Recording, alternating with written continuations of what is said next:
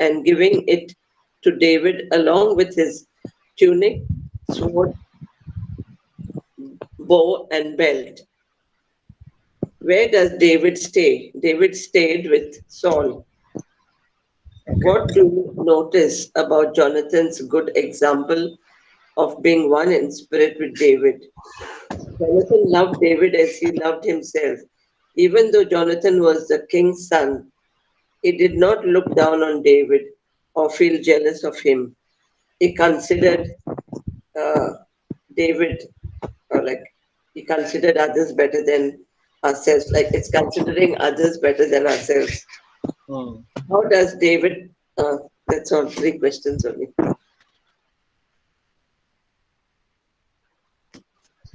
Yeah. Here we are looking at how David moved to King Saul's court, and here, I mean, in the previous chapter, David defeated Goliath, the Philistine giant. He saved his country from a much big, very huge military, disaster, and he rose to prominence, and people began to recognize him. Saul began to recognize him, and now he has been called to be part of Saul's the royal court. So, how suddenly a person's life changes? It must have been a and not only that, as we look at this chapter, David's life changes, dramatically changes.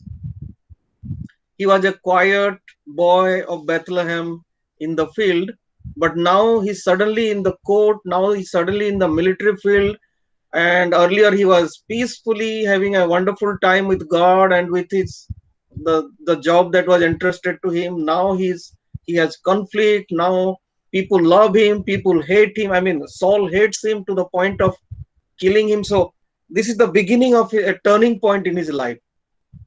Okay, it is a turning point in David's life. uh, Killing Goliath was one thing, but now he has to now adapt to a new life, and it will last for a season in his life, and where he is facing both favor as well as difficulty. So that is what this whole chapter is about. So it's kind of setting the background for that. He's going to have great favor, but at the same time, great persecution, great difficulties in his life. He has to run for his life. So that is what is going to start from chapter 18 till chapter 20. This is a kind of repeated theme, but we'll see that there is God behind it. Okay, so let's look at these verses little more. Sybil has already given us the answer. After David had finished talking with Saul, Jonathan became one in spirit with David. What does it mean to be one in spirit? Okay, we'll discuss these questions. And he loved him as himself. What does it mean to love someone as ourselves? And from that day, Saul kept David with him. That means he called him to his royal court. And he was earlier, coming to Bethlehem, but now he has to move to Gibeah, where um, the what to say capital was. And again in verse 3, Jonathan made a covenant with David because he loved him as himself. This word is repeated twice. Loved him as himself, one in spirit. What does that mean? What do you think about it? I mean, what does it mean?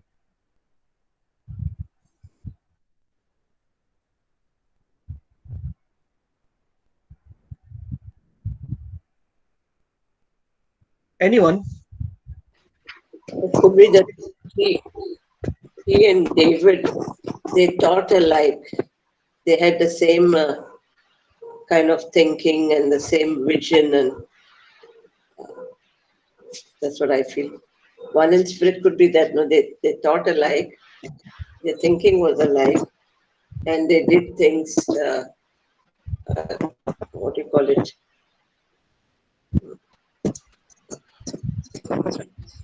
Like they came together, sort of. They were they loved each other so much. The friendship was so great. They could Yeah, mingle with one another very closely, and they had the yeah, same sort of ideas and whatever. yeah.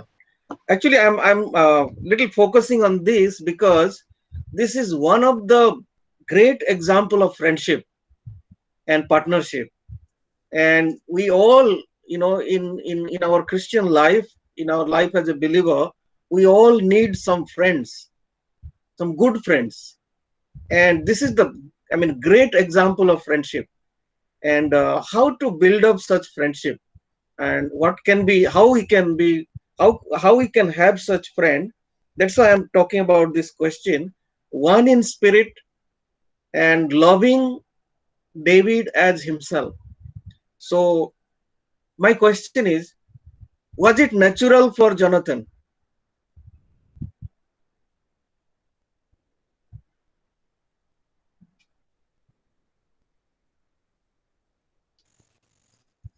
Whether you can understand what you mean natural. Natural means, if you were in his place, would you just love David like that?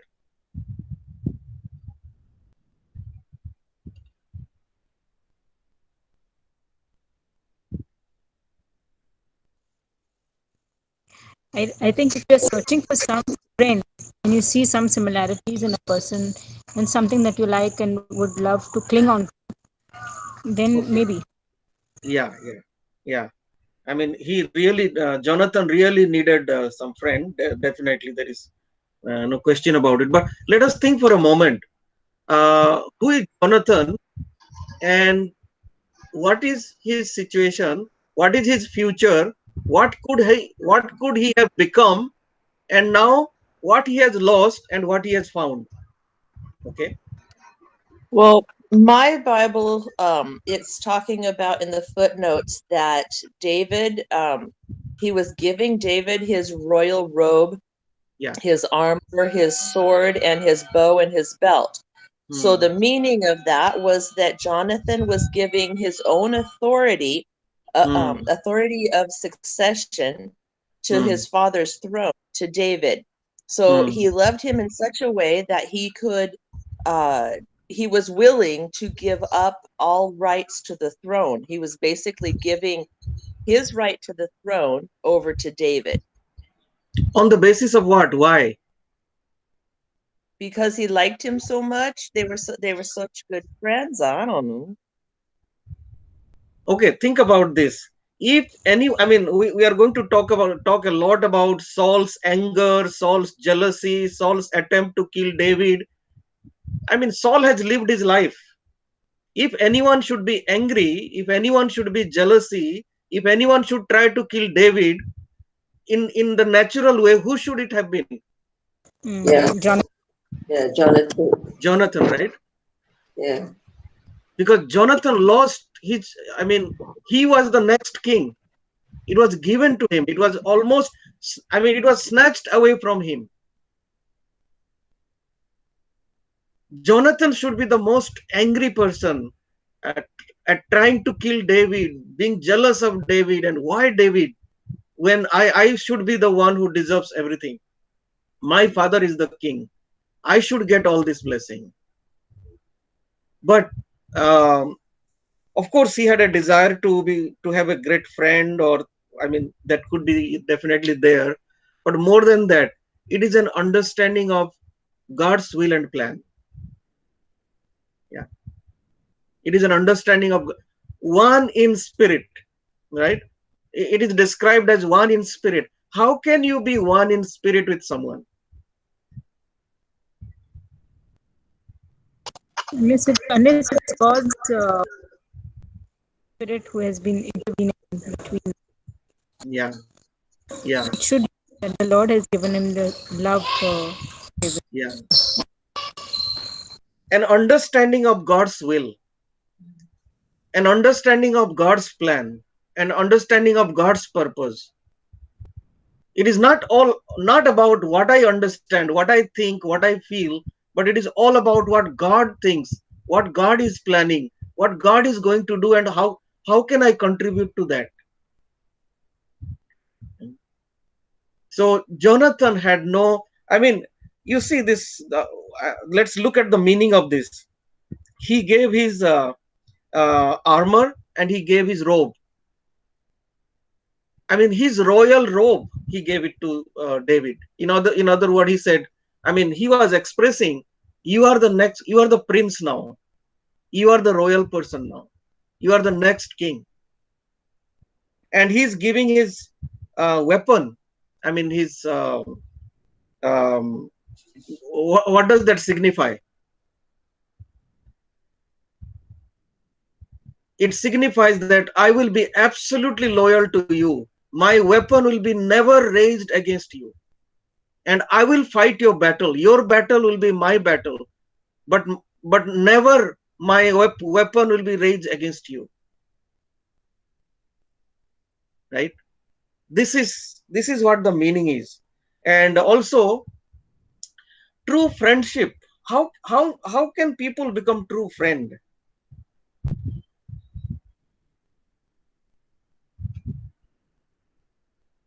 How can we be true friend with someone? I feel when we think of the other person more and care for that person Yeah, rather than ourselves, yeah, you know, uh, friendship is built when we forget ourselves but yeah, think of yeah, the other. yeah. Very right. Uh, that's true. I want to just look at this, the meaning of this verse, and little deeply understand. Jonathan took off the robe. Jonathan took off the robe. Taking off the robe, what does it symbolize? What does it mean? Exposing myself, making myself open, nothing to hide, being honest as I am, making myself vulnerable to someone, right? These are the requirement for a good, I mean, a friendship, a genuine friendship to be built. We cannot have a good, I mean, a genuine friendship as long as we have something to hide, something to, unless we open our heart, open our mind, unless we make ourselves vulnerable, there cannot be true friendship, right? So I know it is a little stretch, but I'm just thinking about the spiritual meaning. Taking off my robe, unless I take off my robe, the thing that, covers me outside, I cannot be a true, genuine friend, one in spirit with someone. This is a great hindrance, I mean, of making any good friendship. Even if it is between husband and wife, as long as there is something to cover, there is no genuine heart to heart, one in spirit kind of friendship. And second thing is to know that it is not about me, it is all about God. And this whole chapter, the remaining chapter is, it looked like the Saul's attempt to make everything, it is all about me.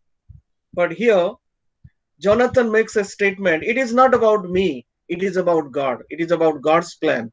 It is about God's king. It is about God's choice. It is not about what I lost.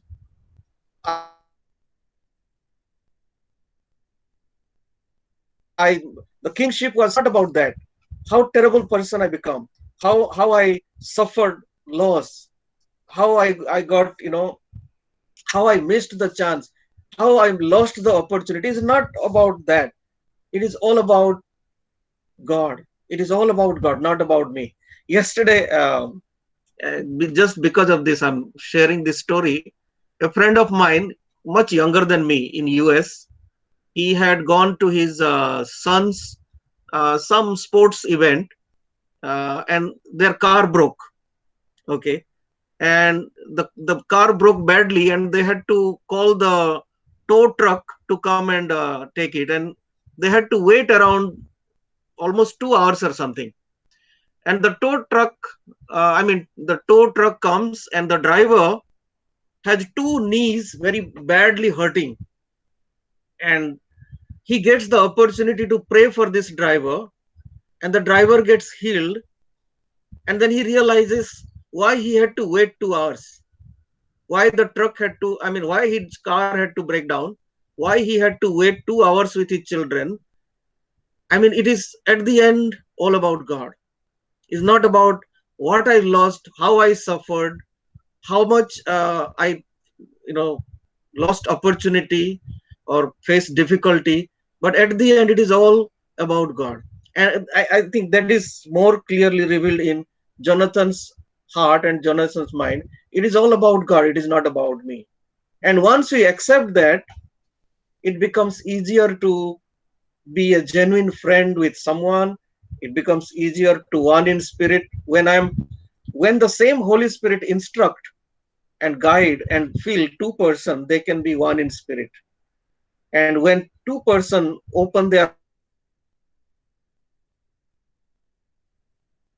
heart and their mind and their mind, nothing to be ashamed of, and make themselves vulnerable to each other and trust each other, does not mean they don't disagree. I'm sure Jonathan and David might have their moment of disagreement, but it was not in a spirit of anger or being judgmental or rejecting, but I mean in a spirit of love and respect and honor toward each other. That is the foundation for strong friendship.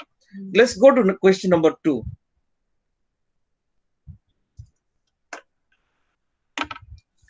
Question number 2. How does David carry out what Saul sent him to do? David went wherever Saul had sent him, Yeah. and he behaved wisely. Hmm. Saul, so what was the result? Saul set him over all the men of war, and he Hmm. was accepted in the sight of all the people, including all of Saul's servants. Hmm. What sparks Saul's jealousy?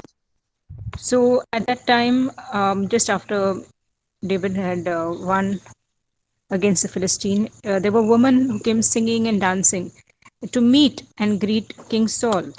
So they were with tambourines, singing, and a lot of, I mean, they were joyful. And when they sang, they said, Saul has slain 1,000s and David 10,000s. So at that very moment, he was disturbed basically, and he said, "Now what more can he have? What else more he can have but the kingdom?" So at that time, from that moment onwards, he eyed David. And how does Saul try to kill David? So the distressing spirit of God comes upon Saul, and then he prophesied at that time inside the house. And so David, as usual, he came and he would play his harp. And then at that time, Saul cast the spear that was there with him, and he said, "I will pin David to the wall." So David escaped. And basically, he escaped 2 times. The plot of Saul to kill him. So we can see that Saul was very jealous of David. Yeah. He could see that Lord was favoring him and him Yeah. had left Saul. He was quite Hmm. disturbed. What is this thing about the distressing spirit from God?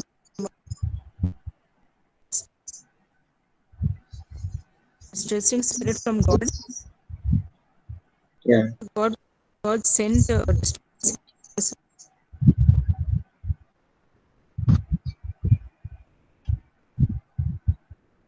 I'm done. Okay. You could hear me. Okay. Um, Could I be heard? last part I couldn't hear. So I said that. Yeah, I finished that David was he was called and he was asked to play for Saul, and then Saul was Yeah. the distressing spirit from God came upon him, Yeah. and he began prophesying. David was called, and he went to attack David. by Yeah, throwing the spear at him. yeah, Yeah, but David is. yeah. Yeah. Thank you. So, from was placed as a very high-ranking person in the army.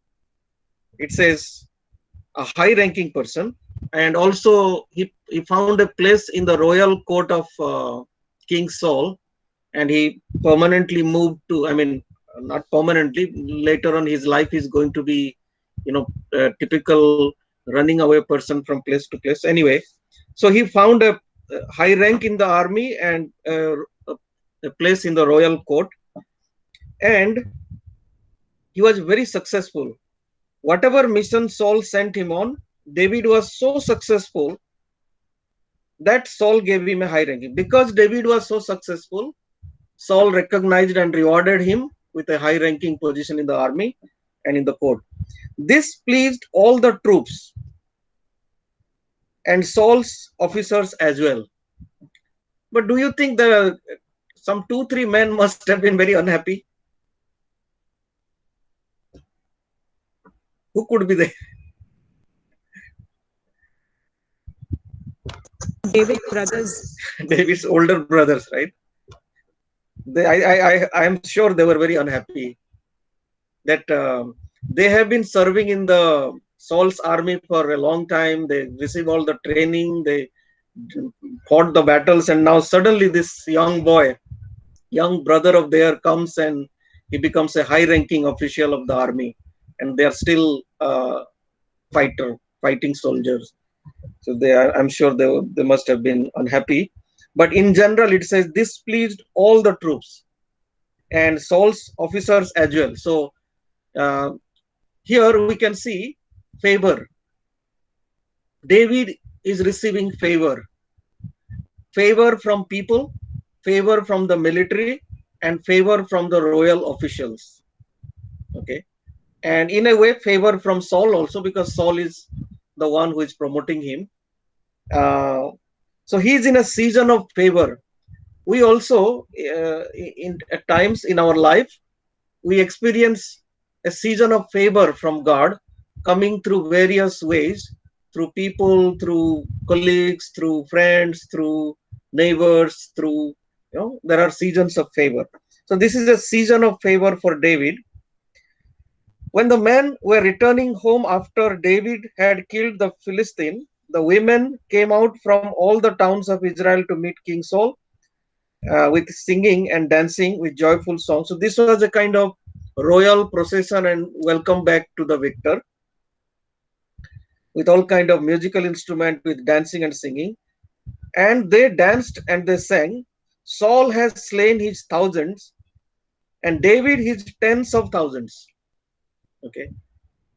So this is the song that became the reason for the trouble that are going to come in David's life. I mean, this is not the only thing, but from here it started. Jealousy. Saul was very angry. So before angry, he was jealous. He was angry because he was jealous. This refrain displeased him greatly. I mean, it says it displeased him greatly. Why did it displease him greatly? Because he described they have credited David with tens of thousands, he thought, but me with only thousands. I mean, Saul is a person who cannot take, who cannot see anybody being praised or receiving more favor than him. What more can he get but the kingdom? And from that time, Saul kept a close eye on David. And then Saul already knows that Samuel has already prophesied, your kingdom has been taken, one of your neighbor has been will be chosen as the next king. So he figures out that this is the guy. He doesn't know clearly, but he knows suspicion arises, jealousy is already there. So suspicion plus jealousy, mistrust plus jealousy give rise to anger, and then he is now uh, he kind of figures out that David is the one who is going to be the next king. And from that time on, Saul kept a close eye on David. Now, see the contrast. Jonathan Jonathan submits to God's will, and he experienced a wonderful freedom in heart, friendship, and trust. And I mean, there is nothing in him to be afraid or fearful or hide or anything. And in contrast to that, Saul comes to know God's will, but he doesn't accept, he doesn't want to accept, he rejects it, and he's trying to do everything possible to stop it. As a result, his life is becoming more and more um, terrible. And from that time on, Saul kept a close eye on David. I mean, he was, I mean, eyes of suspicion. Definitely, it was not a eye of looking over or some that kind of thing. Then verse 10. The next day, an evil spirit from God came forcefully on Saul. He was prophesying in his house while David was playing. So still, David was in this service. He was helping Saul whenever this evil spirit came, as he usually did. So even after he has been anointed as king, even after he has got great success of defeating Goliath, he's still doing this job of playing lyre and singing prophetic song so that the king can have some peace of mind. So at that time, Saul had a spear in his hand and he hurled it, saying to himself, I will pin David to the wall. So it was a attempt on his life, attempt on David's life to murder him. Now, what happens? But David eluded him twice. So it did not happen just once, it happened twice. Okay. Next, I mean, eluded him twice. How should have been David's um, David's attitude at this time? After this happens, how should David feel? And by nature, I'm talking about naturally, not spiritually. So think about it. How should David feel when this happens? Scared, afraid, running. Yeah. And at the same time, do you see a sense of injustice?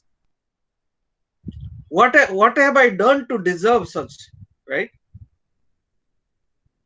Is there anything wrong he has done? No. He killed the Goliath. He saved the nation. He has been serving Saul. He has been, in a way, saving Saul's life from that evil spirit. And he has brought great victory. I mean, whatever mission he sent, he went and he did what Saul wanted him to do. So he did everything with absolute loyalty and absolute obedience without uh, demanding any credit, right? It was the women that sang. He did not tell them to sing this song. It was not his desire to be praised like this. Later on, we see that he still thinks he's a very humble and I mean, he doesn't deserve royalty and all those things. So, can you see a sense of injustice? Many of our life struggle, or many of us struggle with sense of injustice. We don't deserve to be mistreated and even threatened, and so it is one thing to be afraid of life and try to run away. But the thing is, as an anointed man who has done great thing for the country, who has been anointed by Samuel, who has defeated Goliath, he has been faithful and successful in every mission he had, but he still uh, overcomes that sense of injustice. Okay. We don't see him. I mean, when you experience, okay, let us think like this. when we experience injustice, what is our natural response? Anger. Anger, and leading to revenge, or at least demanding to be respected, demanding not to be mistreated. Protest, right? We are Protestants. We were good at protest. Protest. I don't deserve such treatment. Okay, it happens in our life, in our offices, in our jobs, in our ministries, in our relationships. There are times we experience very harsh mistreatment and injustice which we don't deserve, and our natural tendency is to react. Sometimes we overreact, and then things get really messy. But what does David do here? So let's go to next question. Question number 3. David's. We'll see further David's response. There we'll see David's response. Question number 3. Before we go to question number 3, can I ask a question? Please, yeah. Okay. So it's talking about this distressing spirit was Yeah. from God. Yeah. How do we respond when we are saying to people that God is a good God, and then they read in the Bible that this was an evil, distressing spirit that came from God? How do we answer that? What is with that? Okay. Yeah. Anybody has an answer to that? What do you think, Melody? What would you say? I mean, I know you want to know the answer, but uh, what do you think yourself? I'm kind of at a loss because we are told God is good. Yeah. Nothing evil comes from God. Yeah. So how do we, the only way I've heard this explained is that God has removed his hand from Saul, and Yeah. therefore the distressing spirit is actually coming from Satan. Yeah. One thing is for sure. Um, Saul is God's anointed. He was God's anointed, and nothing could enter his life without God's approval. Okay, so this does not mean God has, God likes to send evil spirit on people. God is the one who is doing this, but God allows. God sometimes allows things to happen. So in this case, this evil spirit could not have entered Saul without God allowing. So I see it in that way. Evil spirit from God does not mean God created this evil spirit for this particular purpose because he enjoy somehow some wicked things being done. No, God is always good, but there are evil things he of the world. So he can use even the wickedness of the world for his purposes. So he allowed this evil spirit to torment Saul, and through that, he is exposing the real character of Saul. Because ultimately, okay, one more thing, God allows, but unless we allow, okay, the evil spirit cannot come into our life. God God allows, but at the same time, unless we allow, the evil spirit cannot come into our lives. Just the way, unless we allow the Holy Spirit to come into our life, we need to open our heart. So it is the anger, bitterness, jealousy. These are the things that open our heart for the evil spirits or evil spirits to affect us. Yeah, Sybil, you are saying something. I was also feeling in the Old Testament, Yeah, they were not, they didn't have God in them yeah, or the Holy Spirit in them. yeah, And in the Old Testament, I feel there was a lot of punishment that God brought on people. mm, But in the New Testament, it's not like that, because Jesus came and he paid the price for us and he took everything upon himself. Yeah. So we don't come under that same, we are not under that same category, because Jesus paid the price for Yeah. us, and God does not allow it in our lives Yeah. in the New Testament, as we are of Christ. Christ has paid the price, and if Jesus has taken everything upon himself, he Yeah. will not want us to bear the, whatever he has taken, he will not put it on us. While in the Old Testament, Christ had not yet died. Yeah. So people got the punishment, or they received Yeah. according to their behavior, whatever. Yeah. So there are 2 or 3 occasions where evil spirits have been allowed to affect God's people. One is the case of Job, where Satan had to take permission, and he could only harm Job to the extent that God allowed, not more than that. So ultimately, God sets the limit, and he allows uh, the evil to come. Okay, so sometimes God uses evil for the testing of our heart. How do we respond to evil?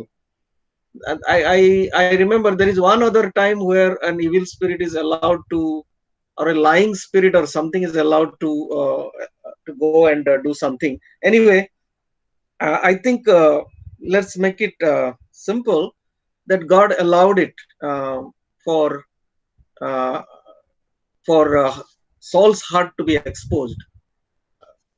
Okay, so he's a evil spirit possessed man, but then you see, okay, is that okay, Melody? Okay, okay. Let's go to question number 3.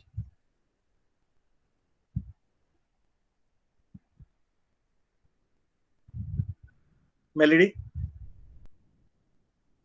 Okay. Why is David successful? Because the Lord was with him. Hmm. How does Saul respond to David's success? He doesn't respond well. He becomes afraid of him. How Hmm. do the people of Israel and Judah respond? They loved David because he chose to lead them.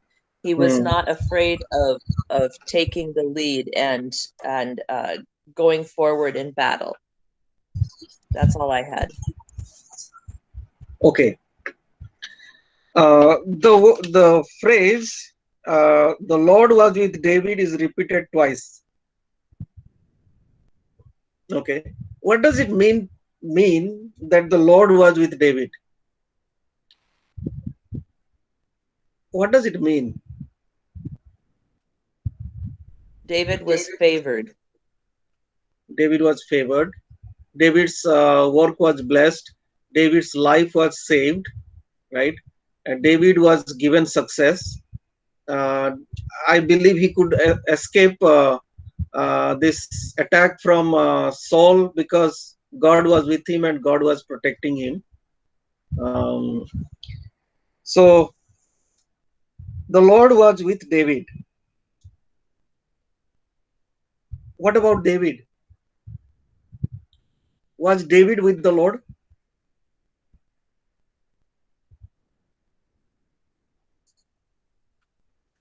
I mean, it's It an obvious appears question. Yeah, yeah.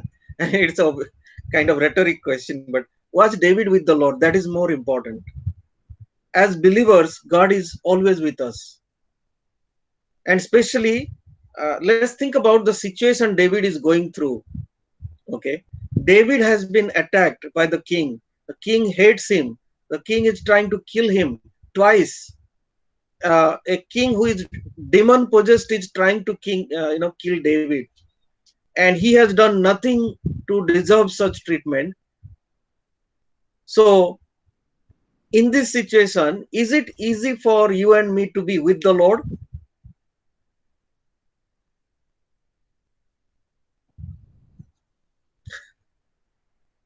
How do we spend our time when we experience injustice and anger and mistreatment? How do we spend our time? With whom? Yeah, Restless. restless. Mhm. angry, right? Complaining, uh, Self-pity.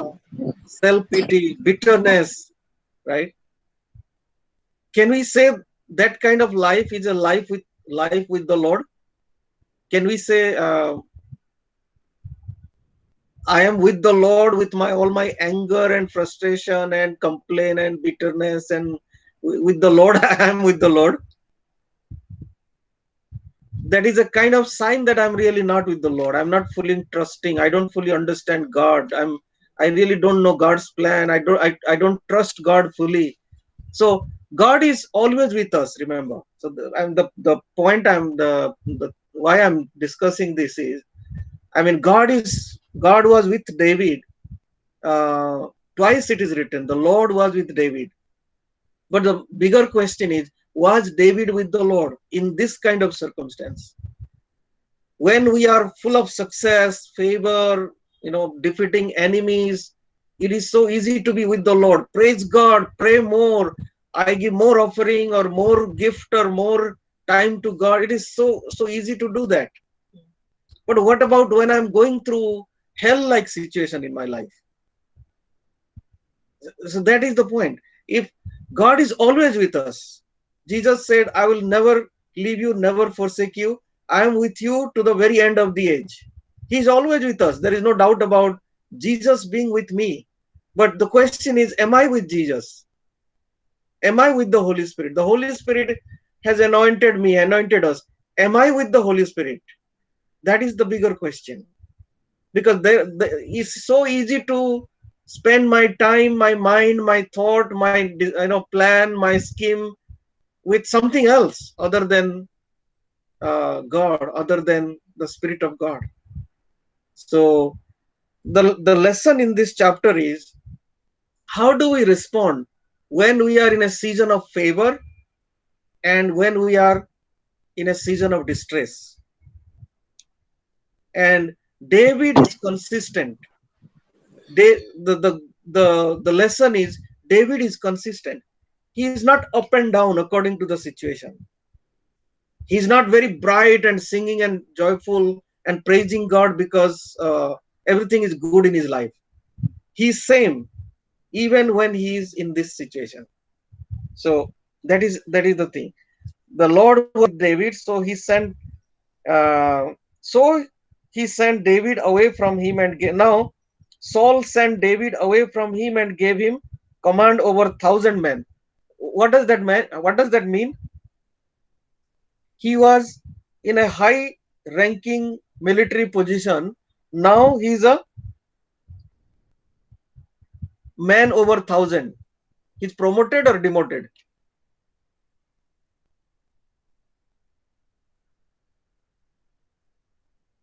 Is it a promotion or demotion? I don't know. That's what I was wondering. It's a demotion. Yeah, It is demotion. Okay.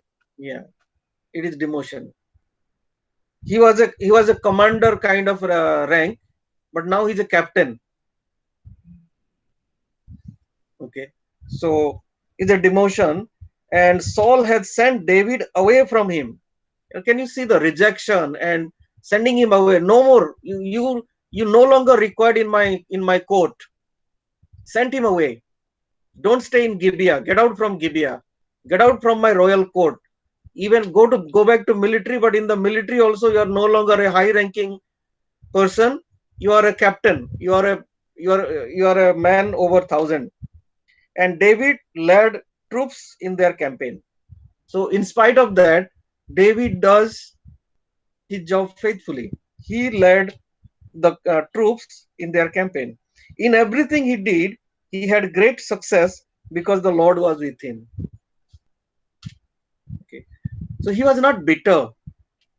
This is the greatest problem of even Christians. The bitterness, sense of injustice is it affects us in such a way that we become paralyzed almost. We can't think anything better. We can't think anything more. I mean, we just get stuck in that situation. How can I be treated like this? I have been faithful all my life. I have served this ministry. or I have done this thing, and how can I be treated like this?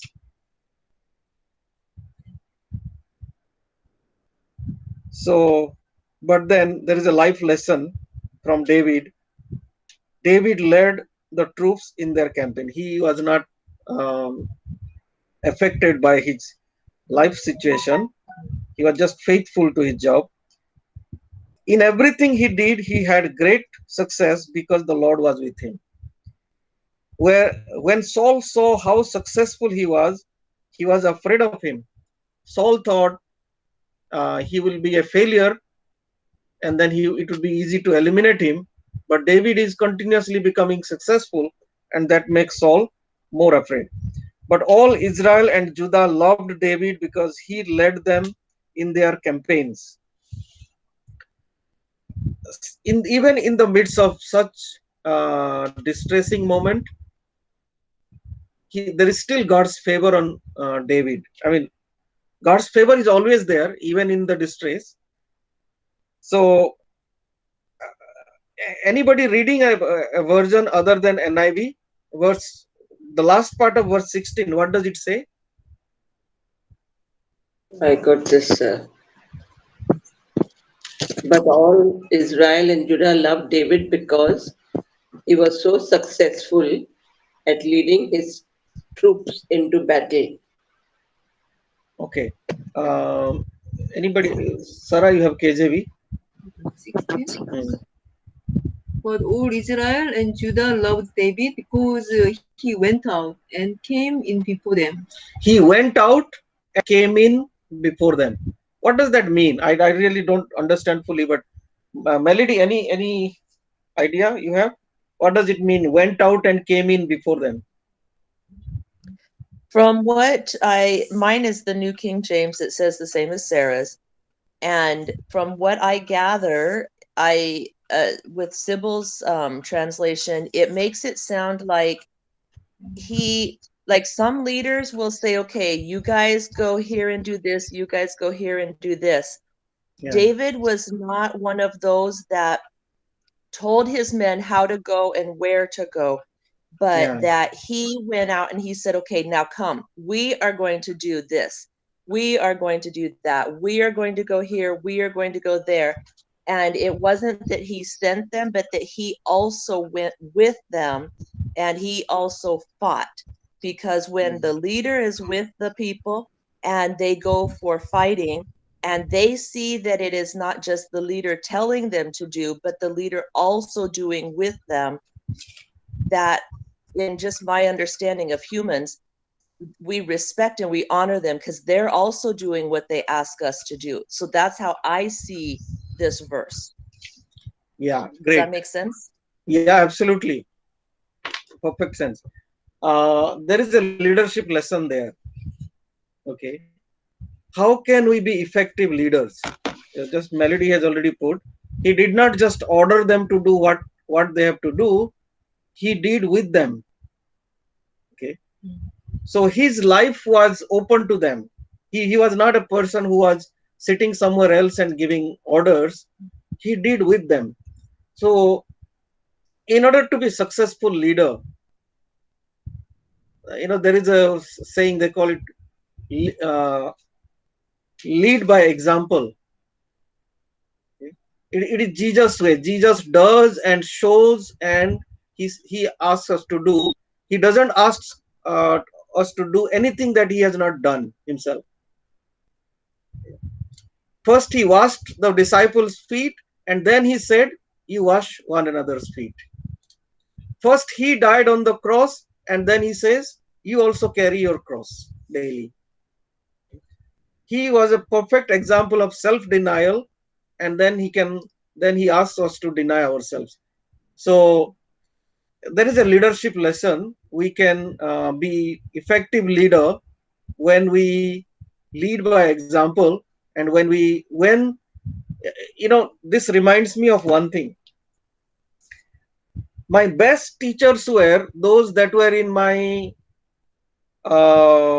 middle school and high school. And I say this because their life was known to me. The moment I went to college and university, the teachers come, they teach in the class, they make a wonderful presentation, but I don't know anything about their life.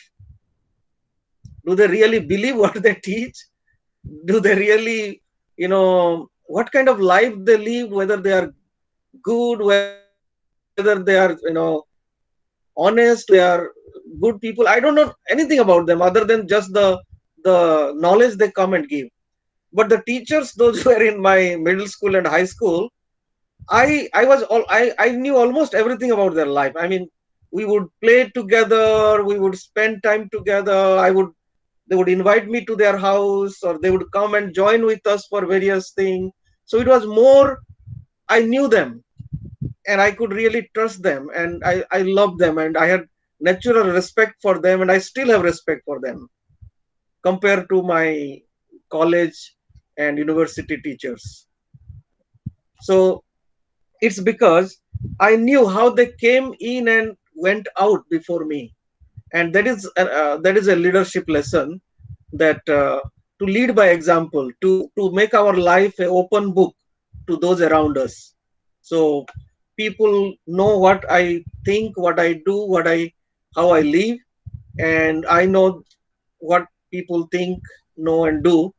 Um, and then that builds up trust. So this is a lesson on trust. Okay. I hope that example makes some sense. It just came to my mind. I mean, about it. Last question. We'll try to finish.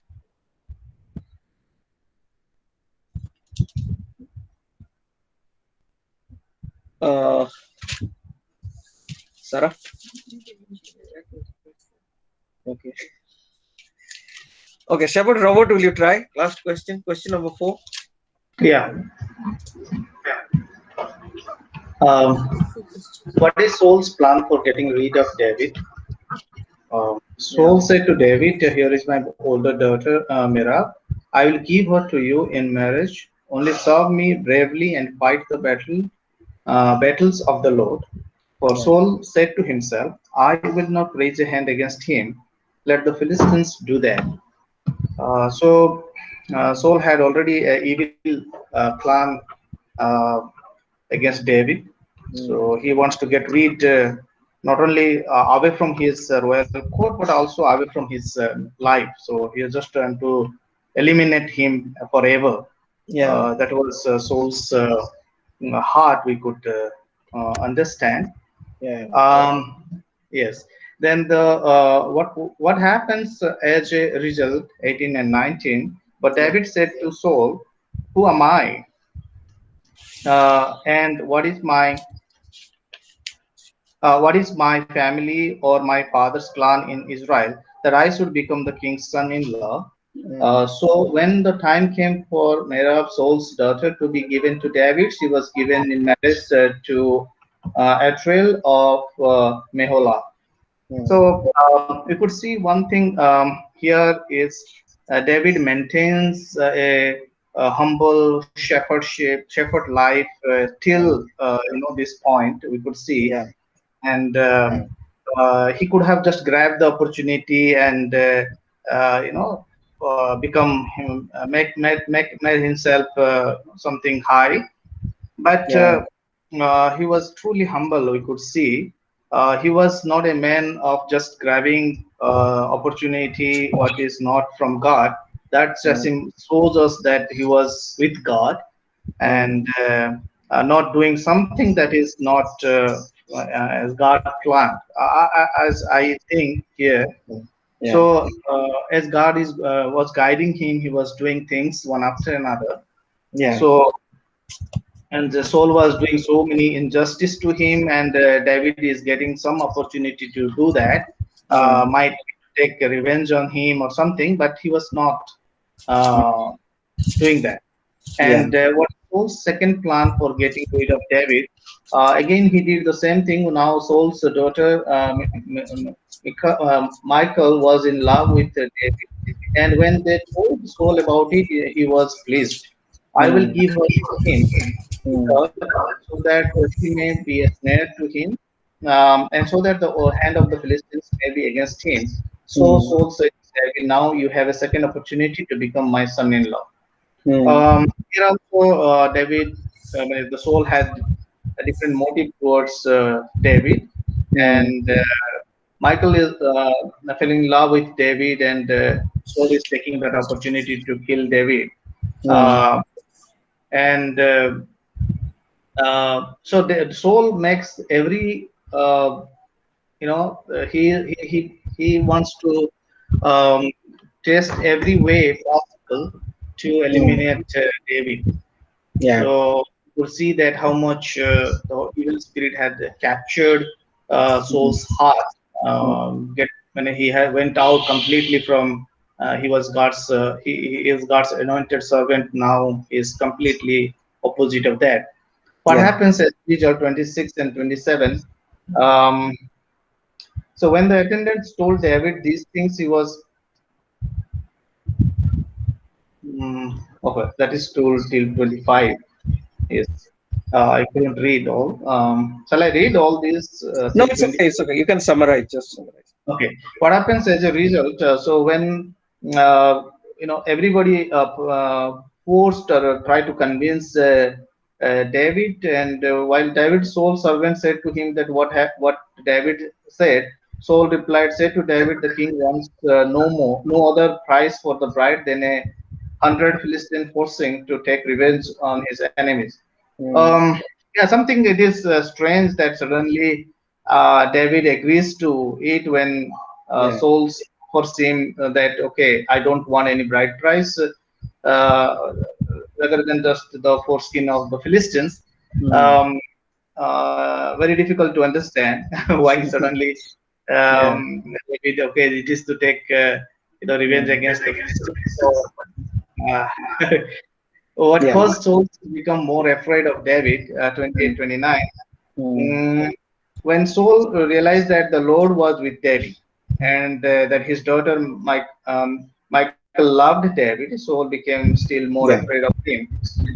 So here I think Saul realizes that the God was with David. Yeah. So that made him more fearful of or afraid of him because Hmm. David, though he is now he's captured by the evil spirit, have all evil intention, but some corner of his heart he knows what does it mean. God who is with somebody. Hmm. I think he understands that very well. So that's Yeah. why he is afraid because he knows that if God is with David, it is very difficult to put a hand on David. I think that is made him more afraid. Hmm. So that tells us that God's presence in somebody's life and God's and our relationship with our a person's relationship with God. Yeah. So what happens as the Philistines and the Israelites continue to fight? 30. So the Philistines commanders continued to go out to Hmm. battle, and as often as they did, David met with more success than the rest of those whole officers, Yeah. and his name became well known. So David continued to get success. Whatever he did, he got success. As like Joseph, wherever he put his hand, he success. David also, wherever he put his hand, he got success. So Hmm. God was with David. Yeah. Yes. Okay. Thank you. These are a lot of verses you summarized quite well. So I'll just quickly go over them. First thing is, Saul wanted to give his older daughter. Saul had 6 children, 4 sons and 2 daughters. The older daughter, you remember, Saul had made a promise that anyone who kills Goliath will marry his daughter, right? So, and Merab was the older. Therefore, Yes. yeah. So I mean, there was no question that Merab should be given to David in marriage, right? And Saul makes an announcement, but it says, uh, verse 19. However, when the time came for Merab, Saul's daughter, to be given to David, he was given in marriage to Adriel. Why did he do that? When the time came for Merab to be given to David, he gave it to somebody else. Just What does that insulting. show? Insult. Insult. to reduce David's popularity. But can you see, he had made a promise: I'll give my daughter to anyone who kills Goliath. So he's not faithful to his promise, faithful to his word. And on top of that, there is an evil scheme to insult him, to reduce the booming popularity of David. And then, secondly, uh, and then there is all this, the background is, I will not raise a hand against him. Let the Philistines do that. He wants David to get killed by the Philistines. And then Michael is loving David, the younger daughter, and he comes to know that, and he wants to give David because he thinks so that she may be a snare to him. He's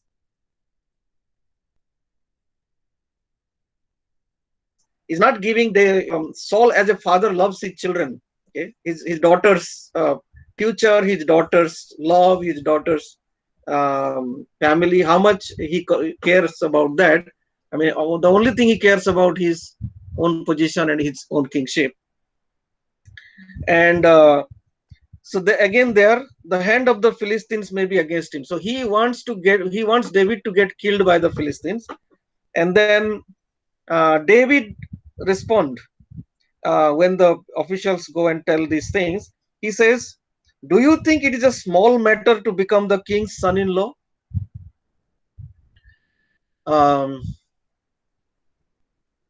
David could have very well said, I am anointed by Samuel, I killed Goliath, and I have more popularity in Israel than anybody else. If not me, then who? Right? He could have said that. But he says, do you think it is a small matter to become the king's son-in-law? I am only a poor man and little known. I mean, he's not exaggerating, or he's not trying to be falsely, false humility. That is what he really thinks of himself. I'm a poor man and a little known. How can I be a son-in-law? How can I become a prince? That is, so here humility. I mean, David's humility is very clearly shown. And secondly, Shepherd Robert mentioned that when the attendant, verse 26, when the attendant told David these things, he was regarding the bride price of 100 Philistine foreskin, he was pleased to become king's son-in-law. I mean, there is a change in his attitude, but it looks a little strange. Why was he pleased? Probably David knew that Michael loves him. The girl loves him. He knew that if he's going to marry this girl, he's going to marry someone who loves him. And secondly, the bride price is something he can pay, right? He cannot pay a huge amount of money and wealth as a dowry to the king, because I mean, he may be not ready. His family may not have that, may not be that well to do, but he's one who can pay 100 foreskins of the Philistines, and that is something he can do. That is why he's pleased, right? And also, punishing Philistine is the will of God. So whenever there is a way, a chance to fulfill God's will, he's pleased. So we can know where is God, where is David's mind is. His mind is with God's mind, right? He's not looking things from other perspective. He sees this as an opportunity to serve God. God's will is to finish the enemies, and he has another opportunity to, finish some more Philistines, and that is why he's pleased to take up this offer. And that is how. But instead of 100, he brings 200 Philistines. 200 Philistines are killed, and in marriage. Verse 28, when Saul realized that, so he was pleased. What does that mean?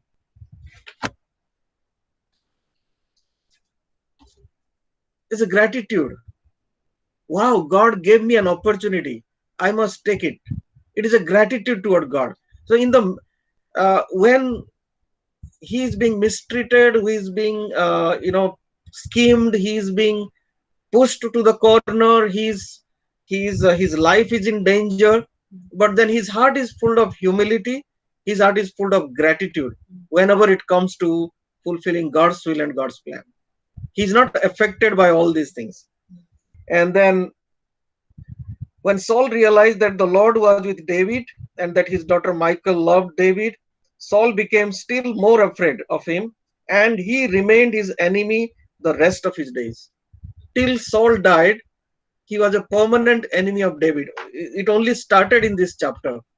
It is going to be more intense. 3,000 government officials paid by Saul are going to pursue David to find and kill him.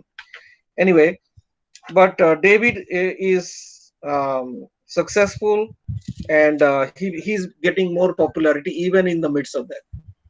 So the lesson that we learn here is um, anybody who is called for great assignment, great leadership, does not become a leader in one day. Okay, even though Samuel anointed him, he's not immediately given the throne to sit there. Why this is happening in David's life? Okay, it is not, I mean, of course there is evil and there is wickedness involved, but it is also God's way of preparing a leader who is humble in the midst of crisis, who is grateful in the midst of crisis, who is aware of God's plan and purposes in the midst of distress and crisis. He is preparing that kind of a leader. And this demon possessed Saul is David's seminary. Okay, David is prepared in this seminary where the principal is the demon possessed Saul. Is a very difficult man to work with, to work under, and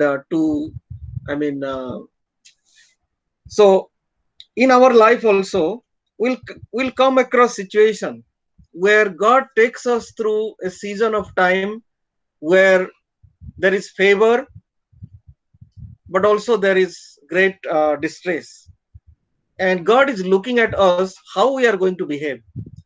Are we only grateful and humble when we are experiencing favor, or we are still grateful and humble when we are expressing experiencing injustice,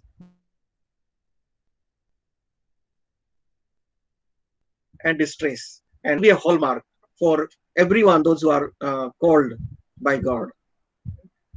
Consistency. Jesus, David is a image of Jesus, just like Moses is an image of Jesus, or Joshua is an image of Jesus. Why David's life lesson is so important? Because he has something that is similar to Jesus. He is consistent. He is always grateful. Jesus, great popularity, people following, great crowd, great success, great miracles. At the same time, great trouble, great jealousy, great anger, great hatred to the point of nailing him to the cross. But his life was not affected by neither by popularity nor by the hatred and jealousy. He was consistent because he was with the Lord. He was doing what God wanted him to do. So I think that is the lesson here. Okay. So how to be with the Lord, how to be patient when we are experiencing injustice, when we are being mistreated, and we still wait for the Lord, trust the Lord, let God's time come, let God deal with the situation. Let me not take the things into my hand and try to solve them. This is a big lesson. It's a difficult lesson, but it is a huge lesson because God takes us through such journey. Even David had to go through such journey. And anybody, whoever has been called by God has some purpose to fulfill, some assignment to do, some task to do. he will lead us sometime through this kind of season, and we can learn that this is how we are to respond. Okay, I'll stop there. Brother Michael, sorry we could not hear anything from you. Will you share something? Yeah, brother. Yes. Yeah, through this lesson, I thought of Saul was a real cheater. Yeah, in today's world, he would have got that Indian penal code number 420, 420. 420. Okay. And it happens in our lives also in these days. Okay. Thank you, bro. Yeah. Okay.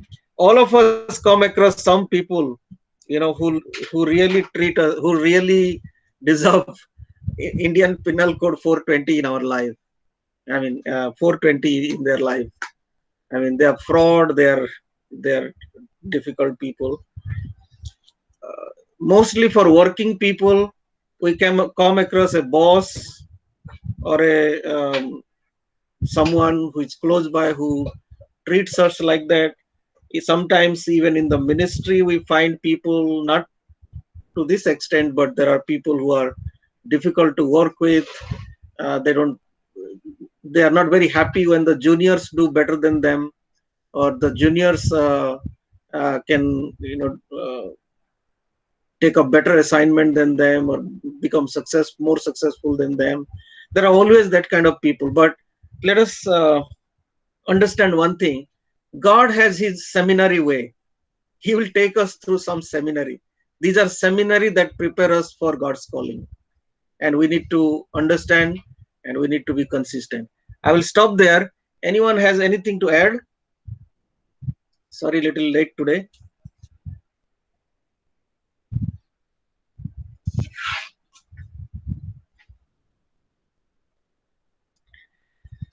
Okay, if nothing to add, let's stop here. Thank you very much for participating. It is a great chapter to study. Yeah.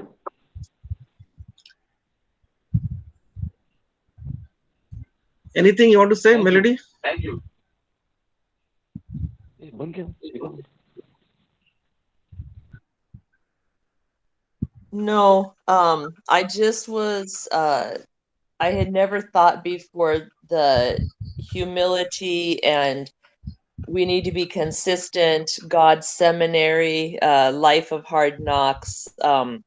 Of course we always talk about this, but I'd never thought of it as this is God's seminary for us. That we, as we walk through life and face these difficult times, this is our seminary. This is how God is teaching us, training us. It's just a good reminder again. Yeah. Thank you. Okay, thank you everyone. Bye bye. Hopefully see you next week. Yeah, thank you. Yeah. Well, thank you. Bye. Yeah. Take care. Thank you. Yeah. Bye. Bye. Bye bye.